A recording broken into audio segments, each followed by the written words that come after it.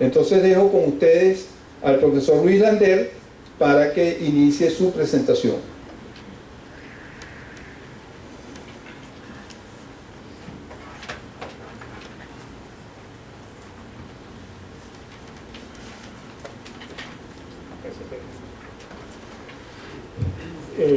Este es el título de la ponencia. Pedro lo leyó, dijiste una cosa distinta.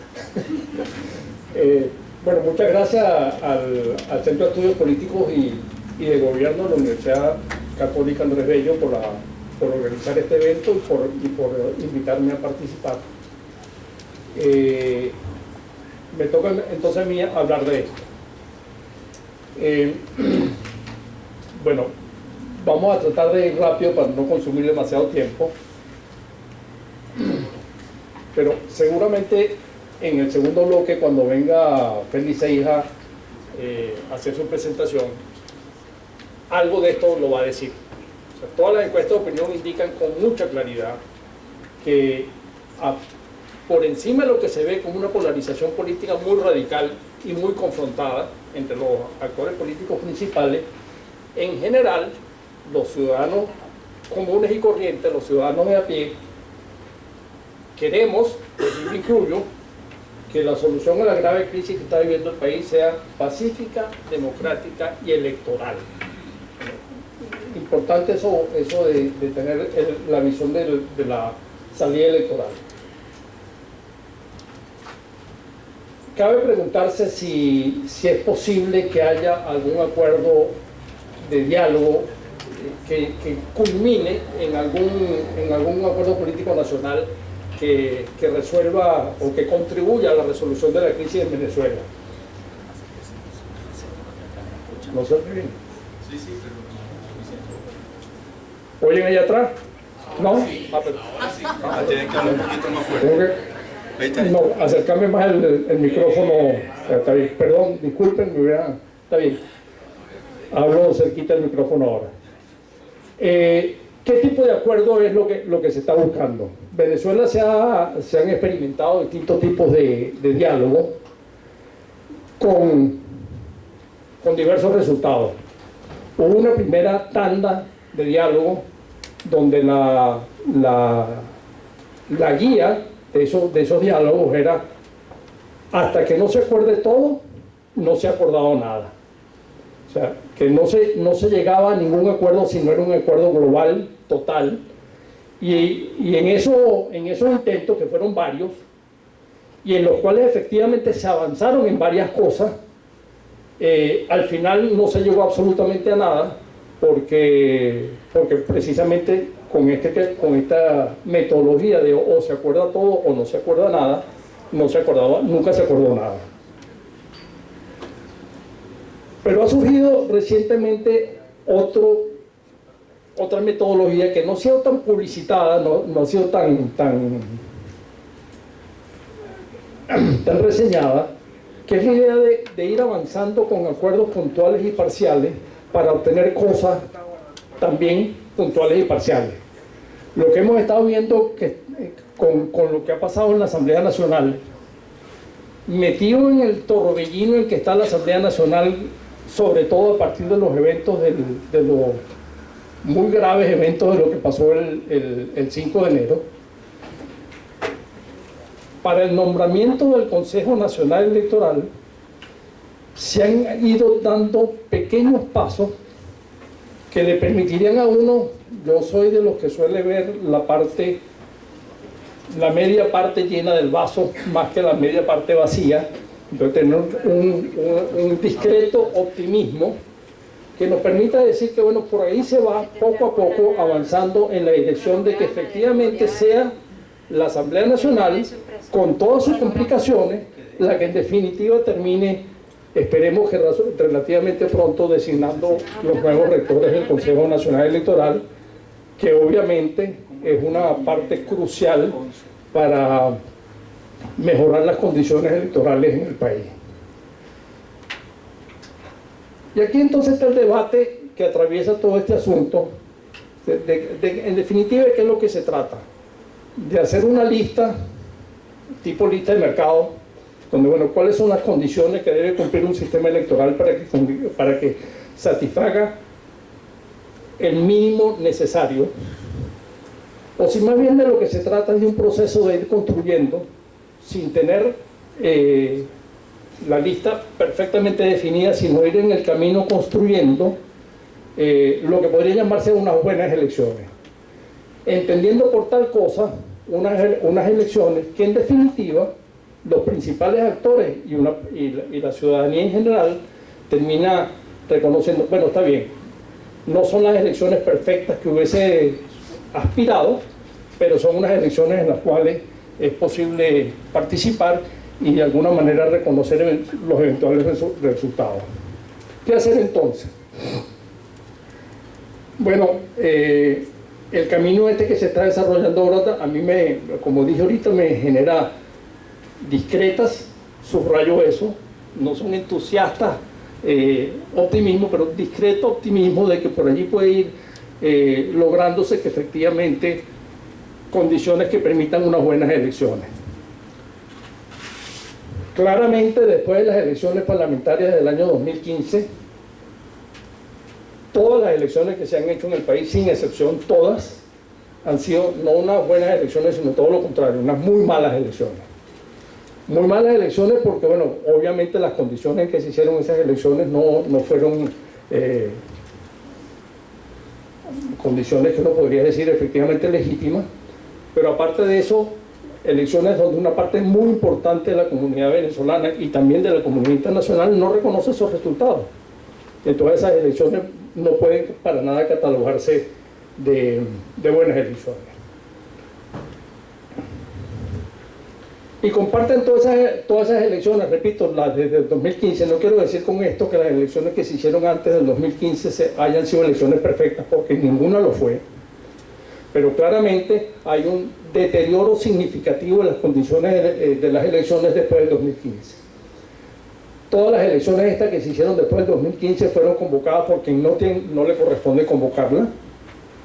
El presidente, la Asamblea Nacional Constituyente, distintos entes que no son lo que la legislación y la Constitución establece. Todas fueron convocadas con extremada premura. La democracia consume tiempo. Entonces, apresuradamente elecciones suelen ser elecciones que no son democráticas. Inhabilitaciones, falta de autoría, se respetan los cronogramas, digamos, todo un cúmulo de irregularidades que se realizaron en todas las elecciones, repito, después de la elección parlamentaria del 2015. Aprendiendo entonces de estas malas experiencias, esto no es un invento mío, esto lo hemos discutido un montón de veces, aquí mismo en este salón hemos hecho tenidas para precisar estas cosas. Lograr unas buenas elecciones requieren de atender, como dije antes, no es una lista de mercado que uno va y compra o no, sino que es una lista de cosas a las cuales hay que estar pendiente y presionar y luchar por lograrla. Primero, lograr un proceso electoral más equitativo, queriendo con esto decir que hay que lograr un árbitro electoral menos cejado, menos imparcial. No estoy usando aquí una cosa categórica, sino diciendo que sea más imparcial de lo que es el actual. No necesariamente estoy con esto aspirando que sea 100% imparcial, que eso sería el óptimo. Entendiendo que el árbitro electoral, por supuesto el principal actor del árbitro electoral es el Consejo Nacional Electoral, pero no es el único, porque en el arbitraje electoral ha intervenido la Asamblea Nacional Constituyente, ha intervenido el Tribunal Supremo de Justicia, ha intervenido el Poder Ciudadano con inhabilitaciones, desproclamando candidatos ya proclamados, digamos, toda una cantidad de cosas que no son exclusivas del Consejo Nacional Electoral. Pero por supuesto el actor principal en este asunto es el Consejo Nacional Electoral, y repito mi discreto optimismo sobre lo que está pasando en este terreno desde el noviembre pasado, pero concretamente en estos últimos tiempos. Lograr un proceso electoral más equitativo requiere que haya una convocatoria con tiempo, que se establezca con suficiente antelación la fecha de unas elecciones. Este año se está hablando de 1, 2 elecciones y no hay fecha para nada discutida de cuándo eventualmente eso sería. Estamos en incertidumbre sobre eso. Y esto es una situación también distinta cuando con la ley orgánica anterior a la que está actualmente vigente, la ley orgánica de la participación política, la anterior, que era la ley orgánica del sufragio, me equivoqué en el nombre anterior, ley orgánica del sufragio y la participación política era la anterior. En esa ley se establecía inexorablemente que toda elección debe ser convocada con al menos 6 meses de antelación. Porque se entiende que 6 meses es un mínimo necesario para poder organizar y organizar desde el punto de vista técnico organizativo el mismo Consejo Nacional Electoral, pero también darle espacio y tiempo al proceso político que requiere toda elección, que no es solamente hacia afuera las campañas electorales y este tipo de cosas, sino también al interior de las distintas organizaciones políticas prepararse para las elecciones. Eso no es una cosa que se monta de un día para otro. Por ejemplo, en la eventualidad de una elección parlamentaria se está hablando de la elección de 167 diputados, y eso obviamente no es una cosa de armar las planchas, llegar a los acuerdos, y todo eso es un proceso sumamente complejo que no se resuelve en 3 días. Para que un proceso sea más equitativo de lo que hemos tenido en las últimas elecciones, es absolutamente necesario una buena observación nacional y una buena observación internacional. Ninguna de las dos, digamos, observación nacional se ha restringido enormemente en las últimas elecciones. A nosotros, en el Observatorio Electoral venezolano, nos sacaron como observadores. Seguimos haciendo observación, pero sin la acreditación del Consejo Nacional Electoral desde hace un par de elecciones. Y la internacional es lo que se llama el acompañamiento, que todos no estamos muy satisfechos en todo caso con la manera como eso se hace. Y por supuesto una campaña electoral también más equitativa, que significa algún nivel de control sobre el uso de los recursos públicos en la campaña, en cualquier campaña electoral. Un segundo bloque de problemas tiene que ver con el sistema transparente de votación, que obviamente el sistema electoral venezolano se ha ido enturbiando en las últimas elecciones y ha ido perdiendo transparencia. Nuevamente, no estoy diciendo que antes del 2015 las elecciones fuesen absolutamente transparentes, siempre ha habido problemas en un aspecto o en otro, pero obviamente las elecciones recientes han sido mucho más turbias que las elecciones anteriores. Y por supuesto que hay una discusión que parecía ya superada en Venezuela, pero con estas experiencias recientes ha retornado, que es el debate en torno a si el sistema electoral venezolano debe mantenerse como un sistema automatizado o debe retornarse al sistema manual. Esa es una discusión larga que no me voy a meter ahorita aquí, pero sí voy a decir mi posición y la posición nuestra en el observatorio. Nosotros somos absolutamente fans del sistema automatizado de votación. Digamos, el sistema automatizado de votación bien implementado, el problema que ha tenido en las elecciones recientes es que ha sido muy mal implementado, pero bien implementado, es mucho menos vulnerable que el sistema manual de votación. Y la historia de las elecciones venezolanas están llenas de ejemplos que podrían mostrar esto. Para citar solamente uno, la posibilidad de que el candidato a gobernador del estado Bolívar, en las últimas elecciones de gobernador, Andrés Velázquez, pudiese meter una demanda de fraude en la elección de Bolívar, absolutamente sustentada, firmemente sustentada, es precisamente porque estábamos en un sistema de votación automatizado y habían actas de las máquinas que permitían demostrar la alteración numérica de los resultados. Que el proceso no haya seguido es parte de las irregularidades del sistema electoral venezolano, pero no es problema del sistema automatizado de votación, es problema del sistema de procesamiento de denuncias. Pero bueno, lograr que el sistema automatizado de votación sea un sistema efectivamente bien implementado requiere que efectivamente se hagan las auditorías técnicas amplias, tanto antes como después de las elecciones, y con participación de todos los actores políticos. Eso en algunas ocasiones también antes se hacía bastante bien, y eso se ha ido deteriorando y restringiendo en las elecciones más recientes. También es importante que el sistema de la auditoría ciudadana, que es un sistema bien diseñado por el Consejo Nacional Electoral para generar confianza en los electores sobre los resultados electorales, genera confianza entre los electores si se hace bien, obviamente.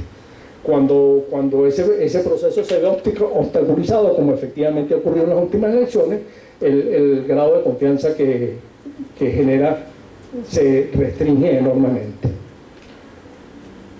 Hay que hacer una revisión, una cosa que hacía el Consejo Nacional Electoral con regularidad hace tiempo atrás, que cada vez que se acercaba una elección se hacía una campaña amplia de difusión y de colocar una infraestructura que permitiera que efectivamente los nuevos electores se inscribieran en el registro y los que tuvieran que actualizar sus datos pudieran hacerlo. Eso se hacía. Recuerden qué sé yo, en las estaciones de metro se ponía en centro el Consejo Nacional Electoral para inscribir a los nuevos electores. Si alguna en las universidades se hacía que los centros de estudiantes hablaban con el Consejo Nacional Electoral para que montara una jornada en la universidad para hacer eso. Eso se hacía. Ya eso no se hace en las últimas elecciones, no se ha vuelto a hacer. Esto que también es una cosa que está en el papel bien diseñado, de que la selección de los miembros de junta y de mesa sean sorteados, notificados y capacitados adecuadamente. Eso también se ha ido deteriorando. ¿Y se ha ido deteriorando cómo? Por ejemplo, en las elecciones presidenciales del 2018, de 40 y tantas mil mesas, y hacían falta, multiplique eso por 5, que son los miembros de mesa, hacían falta alrededor de 200.000 personas para cumplir eso de los miembros de mesa. Bueno, se sorteó el doble. Se hizo un buen sorteo, pero sorteando el doble. ¿Y con qué propósito se sorteó el doble? Porque una vez tenido ese doble, se cogieron allí una selección discrecional de quienes debían entonces ser notificados y quienes no, y claramente eso tenía un sesgo político innegable. Es importante que todos los partidos, por supuesto, tengan sus testigos en todas las fases del proceso. Y un tercer bloque que tiene que ver con la libertad para el ejercicio del sufragio. Nuevamente acá, el Consejo Nacional Electoral en tiempos pasados hacía siempre mucha insistencia de que el sistema electoral venezolano garantizaba el secreto del voto, de que el voto estaba absolutamente asegurado, y lo argumentaba, hacía una campaña en esta dirección. Entonces eso no se ha vuelto a hacer. Y no se ha vuelto a hacer, y no solamente que no se ha vuelto a hacer, sino que ha habido declaraciones, por ejemplo, del mismo Nicolás Maduro en actos oficiales, diciendo que con el carnet de la patria, no lo decía explícitamente, pero lo dejaba entrever, que con eso era posible saber por quién se votaba. O sea, generar la duda de que la cosa no es, de que el secreto del voto no está garantizado. Y por supuesto que si se genera la duda, ya ahí entra en problemas el sufragio como mecanismo libre de acción política de los ciudadanos. Por supuesto que hay que poner fin a todas las inhabilitaciones de partidos y potenciales candidatos. Habría que garantizar que se pueda hacer el voto el día de la elección sin ningún tipo de intimidación, como por ejemplo el voto asistido, los puntos partidistas cercanos a los centros. Y en esto nuevamente, sobre el voto asistido, el Consejo Nacional Electoral elaboró un reglamento, que es un buen reglamento. Reglamento bueno, lo que pasa es que no se cumple. No se le presta, no se le hace seguimiento para que efectivamente se convierta el voto asistido en lo que debería ser, que es una gente con algún problema para poder ejercer su voto puede ir acompañado de alguien de su confianza para ayudarlo a votar. Eso obviamente se altera de múltiples maneras. Y lo mismo con el Plan República. El Plan República, los radicales en este asunto dicen que, bueno, que el sufragio, todo lo que tiene que ver con las elecciones, es un evento fundamentalmente civil y que como tal debería ser la sociedad quien controle el asunto. Entonces, que los militares no deberían estar metidos en el control de este proceso. Yo en esto soy menos radical y creo que lo que hay que hacer es, bueno, efectivamente controlar cuál es la participación del Plan República en este asunto y garantizar que se limita a lo que la legislación establece, que es que el Plan República sirva para la seguridad y el resguardo de las elecciones. Y eso se ha hecho en Venezuela siempre. Como todas las elecciones en Venezuela siempre han tenido a las Fuerzas Armadas como garante de seguridad y resguardo.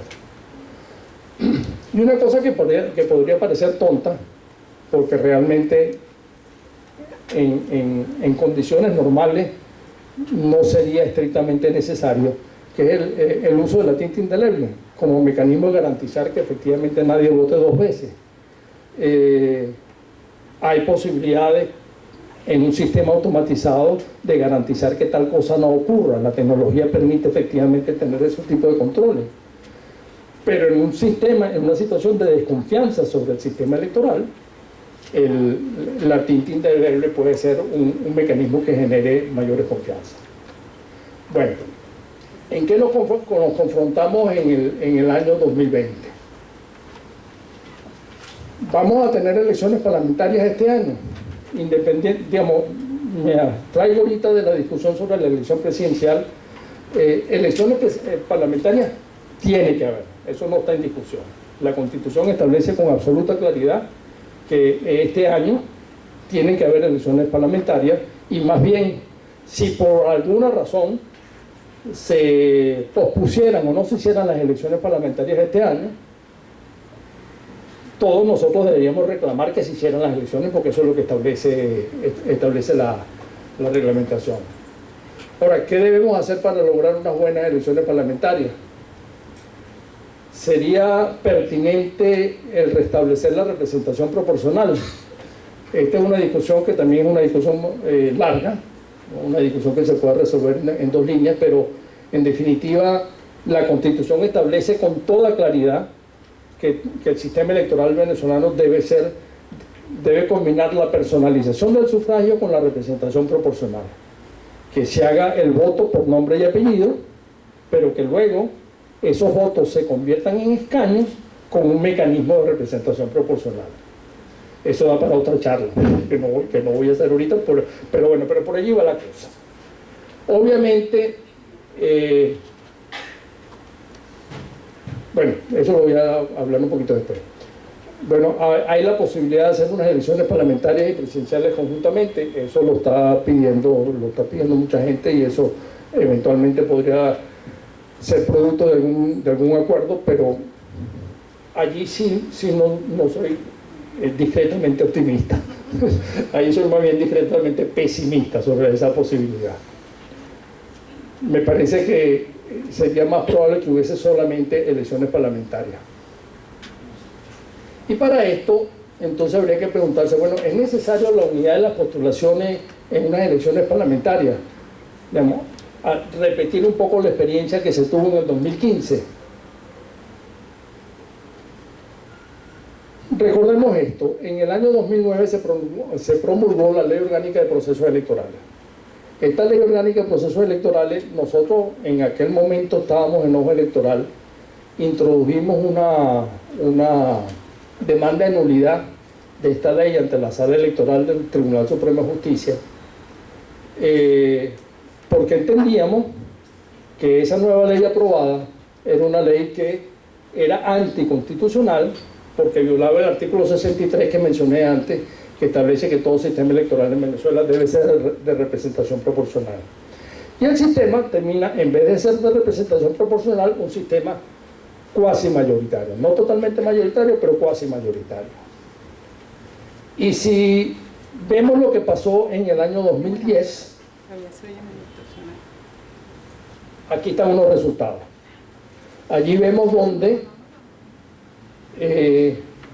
cómo la alianza oficialista sacó apenas 1% más que la MUD de la alianza opositora, pero si vemos cómo se distribuyeron los diputados, allí obviamente hubo con 1% de diferencia en votos, terminó ocurriendo una diferencia de 20% en el número de diputados. Y eso obviamente no es representación proporcional, eso está clarísimo.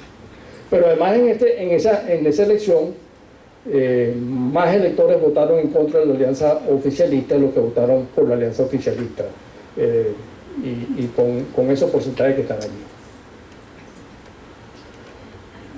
Esto simplemente lo pongo porque este es un ejemplo ya grotesco de la alteración de la representación proporcional. En el estado Lara, acuérdense que en esas elecciones el PPT se separó de la alianza oficialista y fue con candidatos propios, que terminó después de esas elecciones dividiéndose el PPT, y parte regresó al oficialismo y parte se fue más claramente a la oposición. Pero en todo caso, en el estado Lara, la distribución de votos fue esa: 40, 30, 28%. Si hubiese habido distribución proporcional, los diputados no se hubieran distribuido de esa manera, donde el PSUV obtuvo con apenas 40% de los votos, obtuvo casi 70% de los diputados. La MUD sí tuvo su representación proporcional, tenía más o menos la tercera parte de los votos, obtuvo más o menos la tercera parte de los diputados, y el PPT, que tenía cerca de la tercera parte de los votos, no sacó ningún diputado. Bueno.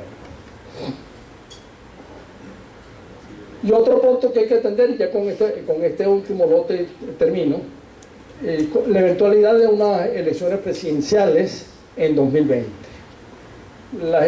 Unas nuevas elecciones presidenciales tienen en Venezuela, dada la situación que ahora vivimos, algunos asuntos que son inéditos para Venezuela, y por inéditos no tenemos experiencia, y por no tener experiencia deberíamos comenzar a discutirlo con tiempo. Básicamente estoy hablando de esto del voto desde el exterior. En la legislación venezolana, porque no estoy hablando que hay que cambiar la legislación para lograr eso, en la legislación venezolana está permitido el voto desde el exterior en elecciones nacionales. O sea, para las parlamentarias no, pero en la eventualidad de una elección presidencial sí. Y han habido antecedentes. O sea, esto no es la primera vez que se hace en Venezuela. Pero si vemos esos numeritos, vemos que eso en elecciones presidenciales anteriores, en el 98 o en el 2013 o cuando fuera, era una ñinguita. O sea, no tenía prácticamente ningún peso. O sea, no tenía ningún peso numérico. O sea, tenía, por supuesto, el peso de permitirle a los venezolanos que estaban fuera del país ejercer su derecho al sufragio. Eso, por supuesto, que es importante. Pero la capacidad de incidir en los resultados electorales de los venezolanos desde el exterior era prácticamente inexistente. Y ahí están los numeritos. El registro electoral en el 98 no llegaba ni siquiera a 0,1% del registro. En el 2013 llegó a 0,5%, una cosa absolutamente minúscula. Bueno, la realidad ahora es otra. La realidad ahora, digamos, un número así para ser un número preciso, esto por supuesto no ha hecho más que crecer. Pero en septiembre del año pasado, Las Naciones Unidas estimó que en más de 4 millones de venezolanos fue el país, ya eso supera los 5 millones, que no tiene nada que ver con los números anteriores. El registro electoral en el 2018 fue de 20 millones y estamos hablando de, bueno, la población, el estimado de población para el 2020 según el Instituto Nacional de Estadísticas es de 32 millones, aunque a esto habría que restarle los 5 y tantos millones de emigrados para decir cuántos venezolanos están viviendo en territorio nacional. Y los potenciales electores, la gente, de esto no hay datos precisos, esto es una cosa medio vaga, porque bueno, eso, quién está afuera, quién está dentro, digamos, hay por supuesto, de los 4 millones y tantos, o de los más de 4 millones, sobre todo de los que no están allí contabilizados, hay muchos con doble nacionalidad, entonces es difícil registrarlo como inmigrante porque son, repito, están en su país de origen como nativos, no como inmigrantes. Pero bueno, se habla de alrededor de 2.700.000 potenciales electores del exterior, lo cual implicaría más del 13% del registro electoral, que comparado con los numeritos anteriores es un crecimiento absolutamente brutal.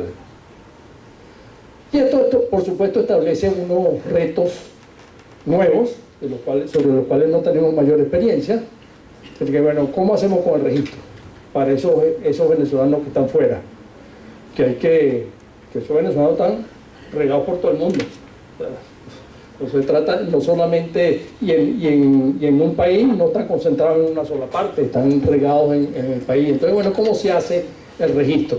¿Cómo se hace aquí? Presencial, que tiene que ir la gente a la oficina a registrarse, o hay la posibilidad de hacerlo a distancia. Hay experiencias, no en Venezuela, pero hay experiencias en otros países de América Latina, que en México se hace por correo. Que a uno le dice, ¿correo? ¿Qué es eso? pero se hace por correo. Bueno, y por supuesto por internet y por mecanismos más sofisticados de uso de nuevas tecnologías. Si es presencial, aquí hay unos numeritos que dicen que bueno, que eso, digamos, con lo que tenemos es prácticamente imposible. En Venezuela hay un poco más de 140 sedes entre embajadas y consulados, y algunas de las cuales son simplemente un salón de una oficina en alguna parte que no tiene la infraestructura necesaria para poder hacer esto, porque eso significaría que fuesen capaces de atender a 20.000 por sede.